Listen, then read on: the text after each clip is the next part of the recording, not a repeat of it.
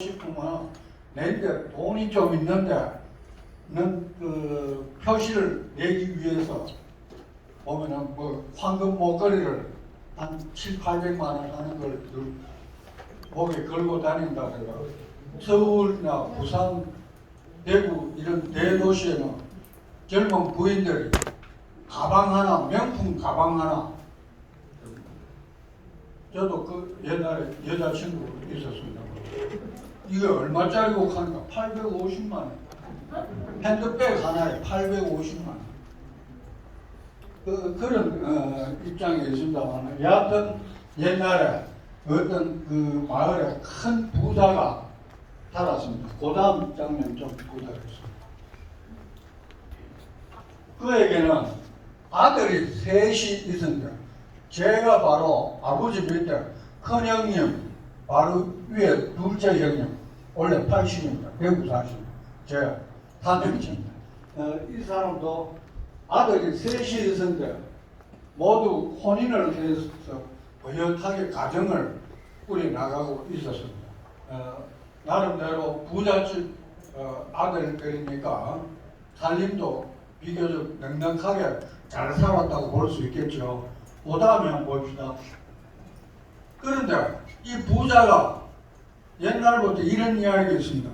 천석구는 천가지 걱정이고 만석구는 만가지 걱정이고 백석구는 백가지 걱정이고 뭐 살림이 없으면 아무 걱정이 없다는 얘기도 되겠는데 그러나 그런 건 아니죠. 하여튼 그런 이야기가 있다는 겁니다. 그런데 이 부자 아저씨도 이 재산을 앞으로 이걸 내가 곧 얼마 안 있으면 죽을 건데 이 재산을 어느 아들 며느리인데 누가 줘가지고 관리를 잘할 것이냐 고민을 하지 않을 수가 없었습니다.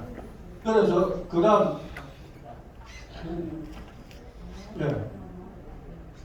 자 자신이 죽은 뒤에 이 많은 재산을 갖다가 도대체 누가 어느 아들이 어느 며느리가 잘 유지를 하고 부자로 계속 살 수 있겠는가 걱정이 됐다. 그래서 다음 장면 보겠습니다. 생각을 한 끝에 아들도 문제지만 일단 새 식구들 며느리들을 한번 불러가지고 의논을 해봐야 되겠다. 문제를 한번 내줘 봐야 되겠다. 그렇게 생각을 했던 겁니다. 그래서 그 다음에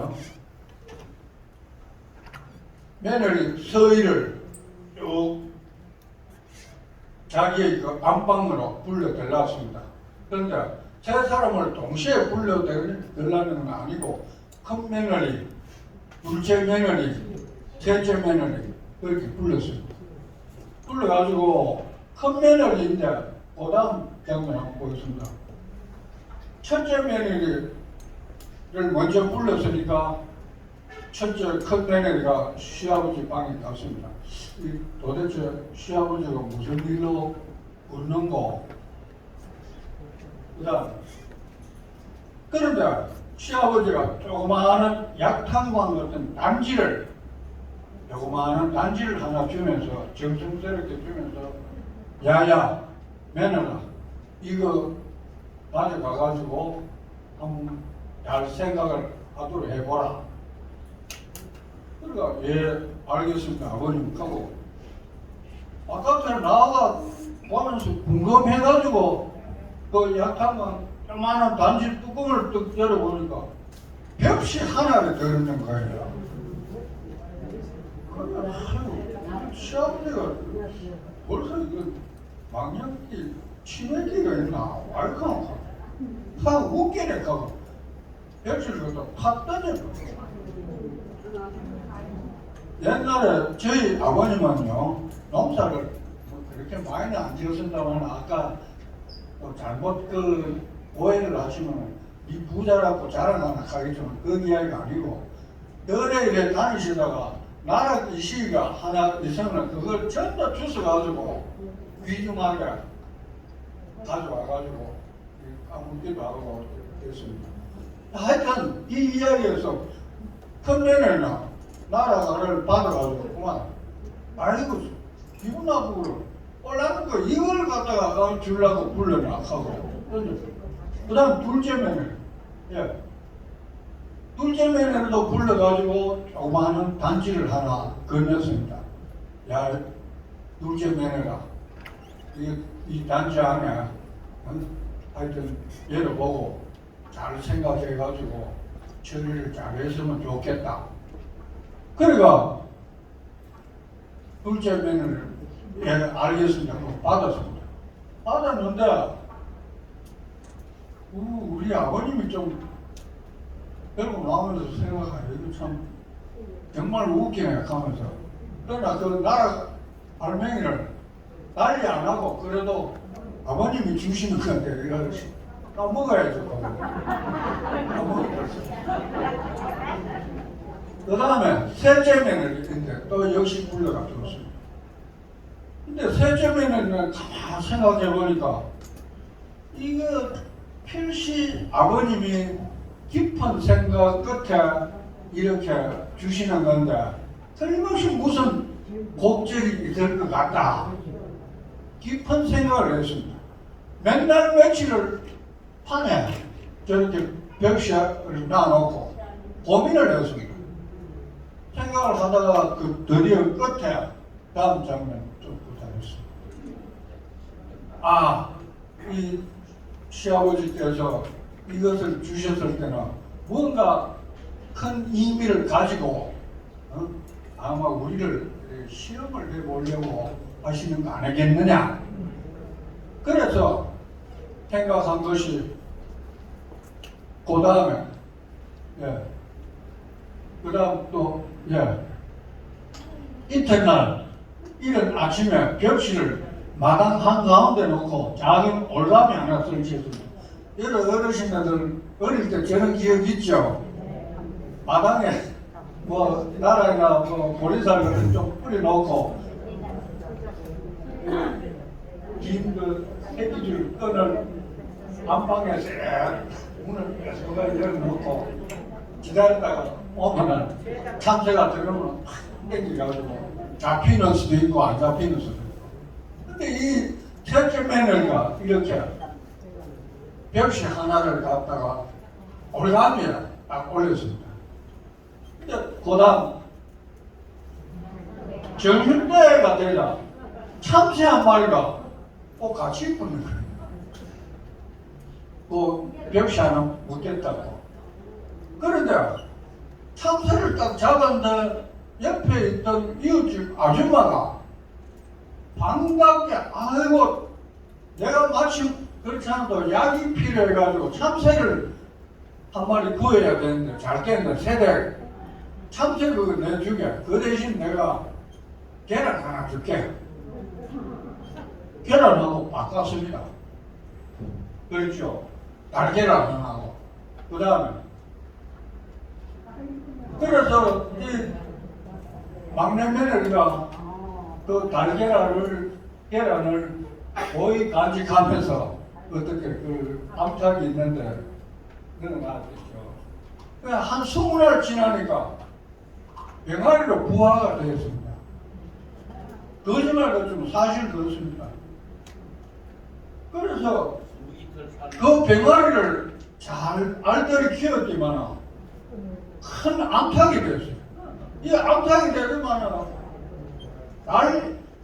달걀을 얼마나 열심히 넣는지 먹기도 하고 그래서 그 다음에 좀 부탁했습니다.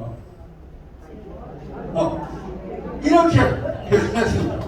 마당에 막 병아리고 큰 닭이고 한 마당이 되는 거예요. 그 닭이 사실 키워보면 앞으로 돼지도 그렇습니다만 키워보면은 뭐랄까 굉장히 번식력이 강해가지고 굉장히 잘 자라고 그렇죠. 그래서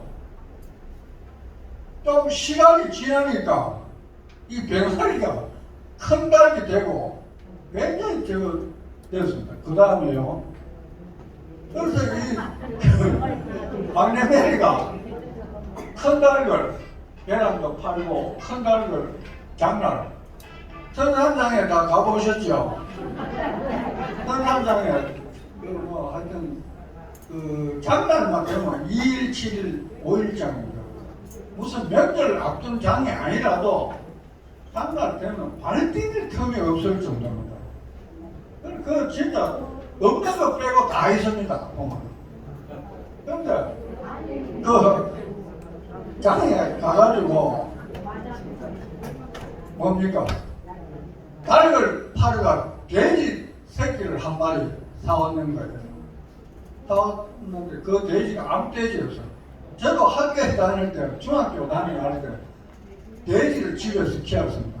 키우는데 돼지는 그 쉽게 말해서 식당에서 나오는 그 음식물, 구정물하고 이런 건데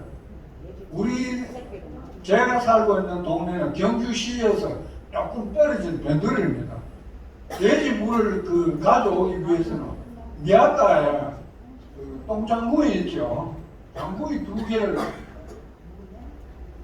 실어가지고 식당마다 우리 다니는 식당에 거래하는 식당에 가서 받아가고. 그런데 그거 받아가 끌고 올 때는 혹시 제가 중학교 때부터니까 누가 특히 여학생 아이들이 못 가봐 그렇게나 부끄럽고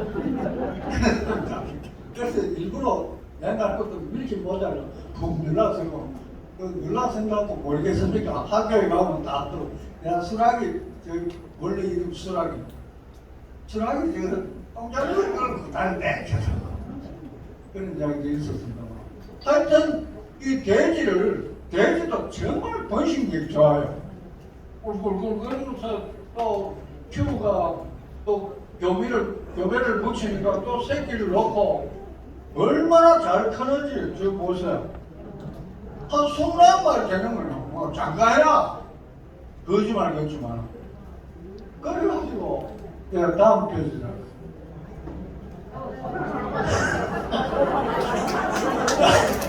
너무 좀 빨아 보이는 것 같은데 거짓말 같습니다. 실제로 요즘도 돼지를 한 8마리 정도 팔면 지금은 소값이 워낙 비싸죠. 송아지 한 마리에 뭐 400만 원, 500만 원 가고 예. 큰 소는 뭐 800만 원 가고 소 100두 먹인다 가는 웬만한 제조공장 중소기업 사장보다 그 돈을 잘 번다는 그런 이야기입니다. 여하튼 이 송아지로 바꿨습니다. 근데 송아지를 또 키우다 보니까 이 큰 소가 돼가지고 일을 얼마나 잘하는지 일소가 돼가지고 그래서 또 그 농사를 또 부를 수도 있고 열심히 일을 해가지고 세월이 지났습니다. 한 3년 지나니까 쉽게 말해서 논이 새마지기 바뀌는 겁니다. 그 다음요. 그래서 이제 3년이 지나고 난 뒤에 부자 시아버지가 며느리를 불렀습니다. 야, 너가 그때 내가 벽시 하나씩 줬는데 우회됐노? 큰 며느리한테 물어봐요. 큰 며느리 그 벽시 받았는지 안 받았는지도 모르는 거야. 아니 아버님은 언제 벽시 줬다고요? 그런 정도고. 둘째 며느리한테 등 물어봐요. 방글방글 웃으면서 아이고 아버님께서 그 귀하게 생각해가 주시는 건데 내가 그만 까먹었습니다. 그래 셋째 며느리인데 자네는 그 셋째 며느리 자네는 어떻게 되노 하니까 말 안 하더니만 무슨 문서를 하나 터내요. 이게 뭐고 하니까 넌 새마지기 문생기라.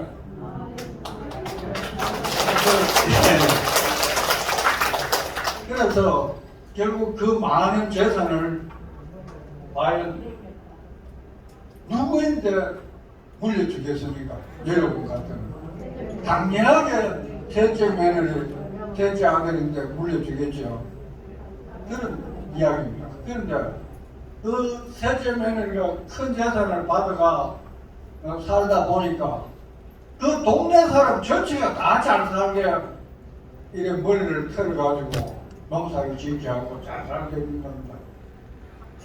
그래서 아무리 큰 흉년이 오고 해도 뭐 3년 가물고 해도 그 동네 사람은 배고라 죽는 사람이 없다고 합니다. 옛날에 경주 최부장은 사방백리안에 굶어 죽는 사람 없도록 해라. 그런 대단한 위언을 남기신 분입니다. 여하튼 저는 죄송합니다만 저는 예수 믿는 장로입니다. 그런데 그 필리핀이라는 지역에 우리 교회에서 선교사 필리핀에 가서 예수 믿게 하라고 하는 그런 선교사를 파견했는데 제가 매월 별도로 뭐 큰 돈은 아닙니다만 한 3만 원씩 별도로 늘 보내주고 합니다. 제가 부탁을 했습니다. 선교사님, 내 돈 이거 비록 아무것도 아니지만 옛날에 내가 그 필리핀에 한 2번 갔다 왔었지 않습니까?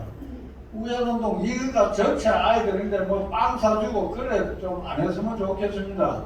누구 한둘이라도 보고 염소를 한 마리씩 사준다든가 아니면은 바나나 명목을 사가지고 심도록 그렇게 좀 해주세요.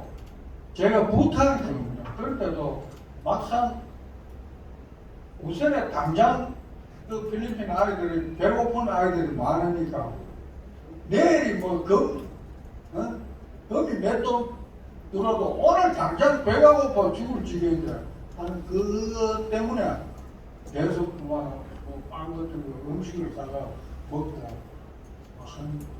돈 3만 원 가지고 한 5, 60명 정도를 빵을 푸짐하게 사가지고 한 달에 한 번씩 잔치 회식을 한다고. 하여튼 그건 조금 다른 이야기입니다만 그래서 자, 이 이야기는 정말 거짓말 같고 믿겨지지 않는 이야기인 것 같습니다만 그러나 사실 실제가 정말 사실과 같은 그런 이야기입니다.